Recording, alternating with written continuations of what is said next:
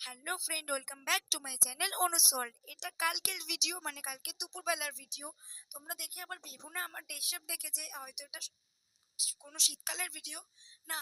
2-3 দিন যাবৎ বৃষ্টি হওয়ার কারণে, আর আমার বাড়ি যেহেতু একদমই পুকুর পাড়ের উপর, মানে পুকুরেরই উপর, তাই জন্য চারিদিকটা ভীষণ স্যাঁতস্যাঁতে, যার জন্যই আমি এরকম ড্রেস পরে ফেলেছি।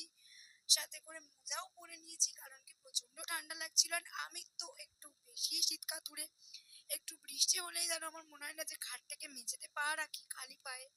তো মোজা জুতো তো বার করে পরেই ফেলেছি, এরকম ফুলাতা ড্রেসও পরে ফেলেছি। এবারে বলি এই ভিডিওটা কিসের। এই ভিডিওটা হচ্ছে নিচের স্টোর রুমটাকে গুছাচ্ছিলাম একটু, যেহেতু কদিনের মধ্যে বাড়িতে পুজো।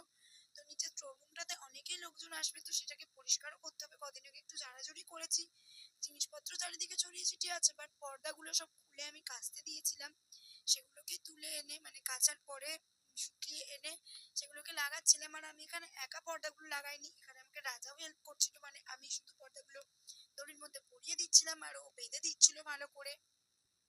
তো দুজনে মিলে এই কাজগুলোই করলাম, তোমাদের সাথে সেটাই শেয়ার করলাম। ঘরটা তোমাদের দেখে মনে হতেই পারে একটু মেসি লাগছে, বাট স্টিল এটা স্টোর রুম, যার জন্যই চারিদিকে এত জিনিসপত্র ছড়ানো ছিটানো।